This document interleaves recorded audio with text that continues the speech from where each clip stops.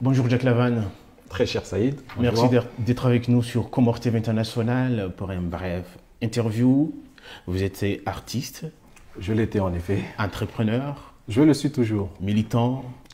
Encore et toujours. Et fondateur de Watania Comores. Depuis 2008 en effet. Une association qui a beaucoup milité. Une association à l'esprit révolutionnaire et qui militera toujours d'ailleurs. D'accord. Mais tout d'abord, on va suivre un petit reportage qui trace votre parcours et assure tout de suite.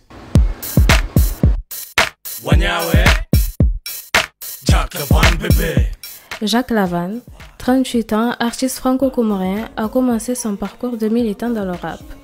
Son premier album, Mapinduzi, composé de 6 titres, sorti en 2007, lance l'esprit révolutionnaire.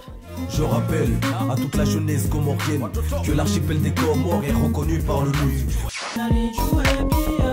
Dans ce titre, Tchawi Mzungu, l'État français est interpellé d'une manière très violente à propos de l'action qu'il mène aux Comores depuis l'indépendance.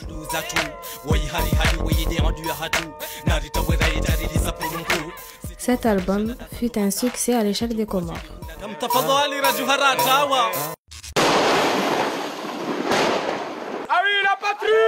En 2008, pendant la crise séparatiste d'Anjouan, l'association Watania Comores a vu le jour. Son objectif, l'extradition du colonel Mohamed Bakar afin d'être jugé aux Comores pour déstabilisation. Nous sommes là aujourd'hui, nous serons là demain, nous serons là jusqu'à ce que la France décide de mettre Mohamed Bakar au mains de pouvoir des Comoriens. L'ancien homme fort de l'île avait prôné l'autonomie à l'égard de l'Union des Comores et en déclarant sa réélection irrégulière. Malgré la lutte et les mobilisations lancées dans toute la France et dans l'archipel par Watania Comores, Mohamed Bakar est toujours en cavale avec ses compagnons au Bénin. Pour la départementalisation de l'île comorienne. En 2008, alors que les présidents Sambier et Sarkozy décident de mettre en place un groupe de travail pour les questions de l'occupation de l'île comorienne de Mayotte, Watania, très attentif, perçoit vite la pilule. Le 101e département français est une terre comorienne. Ce groupe de travail de haut niveau appelé GTHN, initié par la France, afin de faire passer la départementalisation en vue sur la naïveté de la partie comorienne. Résultat, après 6 mois de mobilisation, blocus de l'ambassade des Comores à Paris, le groupe GTHN n'est pas allé au bout de sa bataille après le boycott de Watania, affrontement de la délégation comorienne devant le Quai d'Orsay, une semaine de filature pour empêcher les réunions de travail. Les membranes de Watania finissent par se retrouver en garde à vue et un des Watania fut agressé par Suleiman Mohamed, alors ambassadeur des Comores auprès de la France. Une délégation Watania de 2 personnes dont Jack Lavan, fondateur du mouvement, suivent la délégation française aux Comores pour empêcher les pourparlers.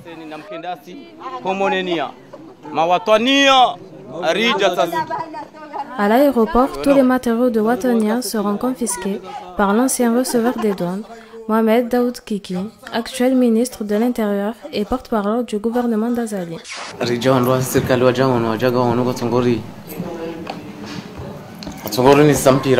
Plusieurs membres se retrouvent en détention pendant 5 jours.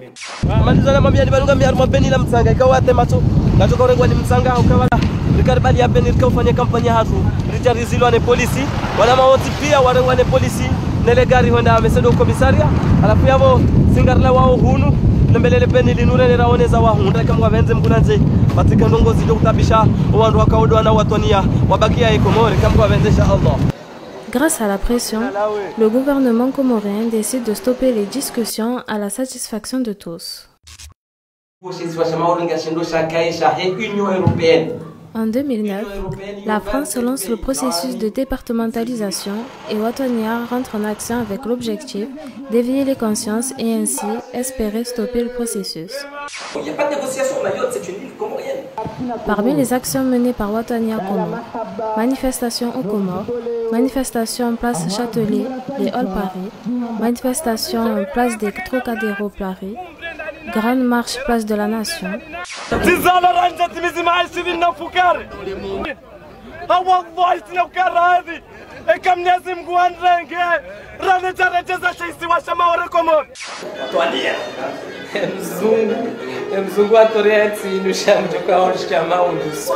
Six mois de présence sur le terrain des Comores, l'organisation a rencontré les politiques, associations et autres afin d'éveiller la population. Résultat, réaction de beaucoup d'élus en faveur de la résistance, débats sur la place publique et toutes les tribunes politiques.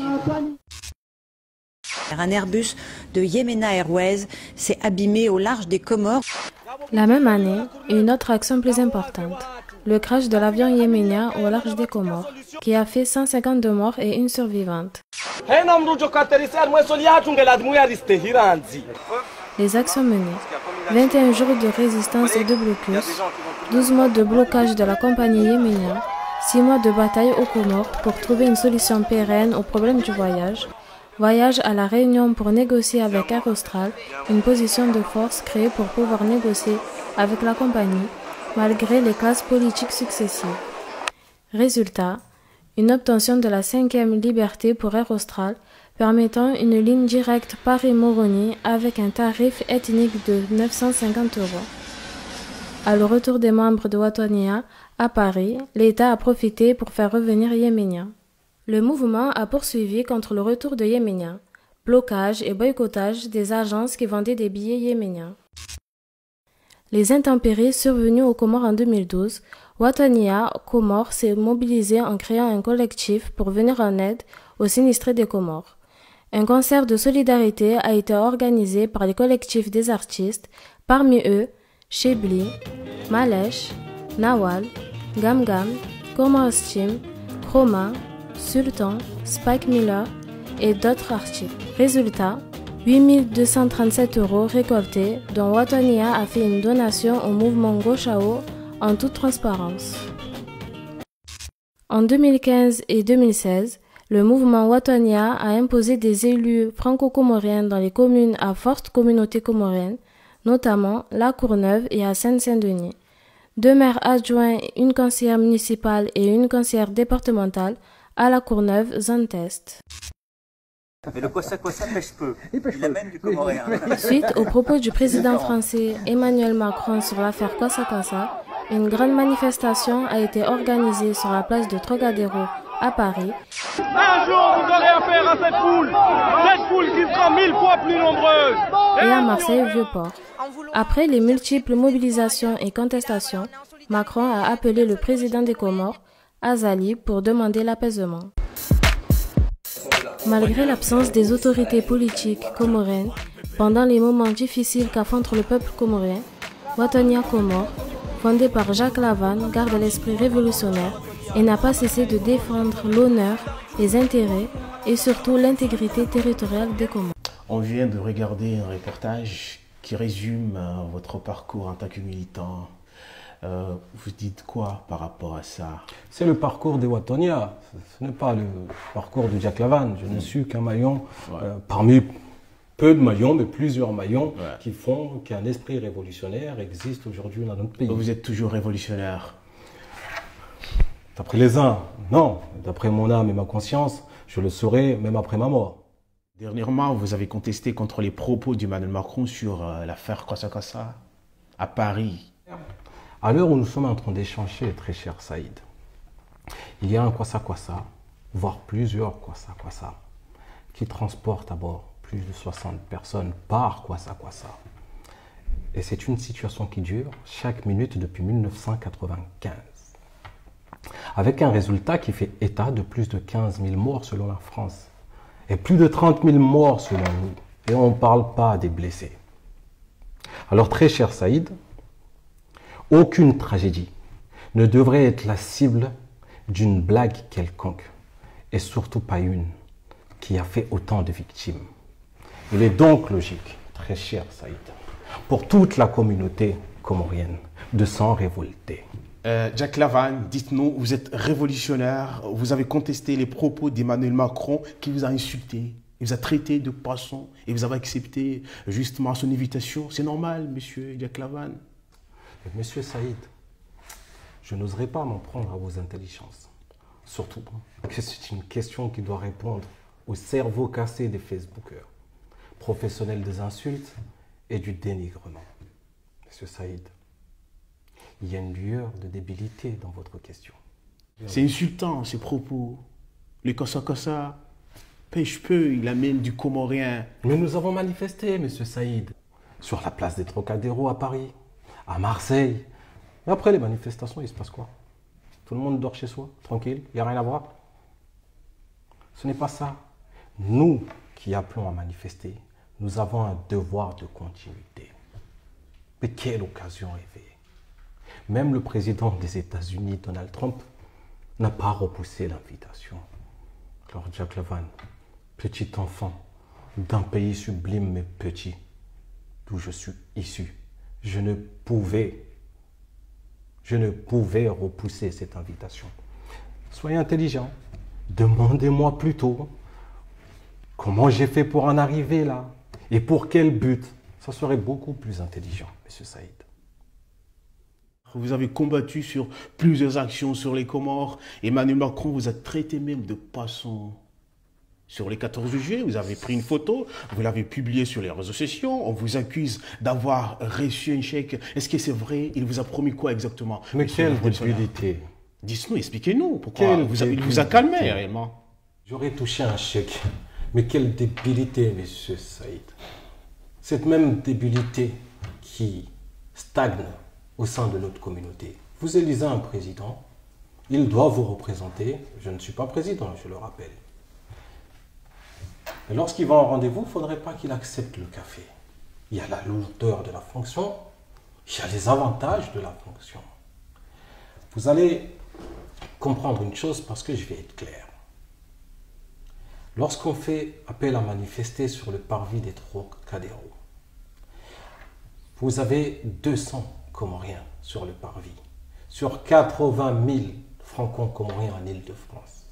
Et dans ces 200, vous avez 100 venus manifester, affronter les CRS, et 100 venus draguer, se faire draguer, prendre des photos sous la tour Eiffel. Alors je vais être franc avec vous, Pourquoi ce sourire? Je ne sais trouver la définition à la situation d'un virus aussi contagieux que le sourire. Le président a souri, il m'a contaminé, donc j'ai souri à mon tour. Vous voyez, vous souriez aussi parce que je souris. Mais permettez-moi d'ajouter que j'ai eu comme un sentiment de fierté, que de pouvoir ouvrir la brèche qui permet d'espérer un geste du président Macron en guise de reconnaissance d'une erreur qu'il a commise. Car une chose est sûre, Emmanuel Macron considère que le coup de fil qu'il a passé au président Azali est un signe de bienveillance. Et je le conçois bien. J'en savoure même la victoire qui est celle de toute une communauté, monsieur Saïd. D'accord, monsieur Jack Lavan, et un mot pour finir cette émission. Un mot, ça va être difficile. Permettez-moi d'avoir une pensée médaillable pour les Watoniens de France et des Comores. En tant que fondateur. Vous dire aussi que ces derniers jours, j'ai reçu plusieurs balles en caoutchouc. Eh bien, désormais, vous devez savoir, vous qui me regardez, vous devez savoir que vous avez en face de vous un homme qui a affronté les balles réelles. Alors, vous pouvez ranger vos pistolets à eau. Vous dire aussi que descendant de Mbaye Tamboué que je suis, Descendant de Mbaye Tamboué, c'est-à-dire? Je suis un enfant de Batsamita Meouli, mais de Kwambani. Je vous dis que le vrai connaisseur des faits, c'est celui qui en saisit la fin. Ali Swalihim Sachiwa nous enseigne. Et Tarehi do Hakimu. L'histoire est le seul juge. Attendez ma mort. Vous pourrez ainsi juger. Khair Inch'Allah. Merci, M. Jack Lavan, d'avoir accepté cette première interview de Comores TV. Vous faites un travail extraordinaire, je tiens à le préciser. Vous êtes l'exemple de ce que les médias de notre communauté devraient être. Franchement, bravo à Comores Télévision Internationale. Merci.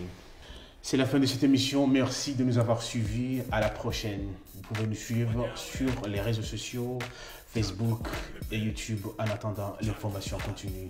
Au revoir.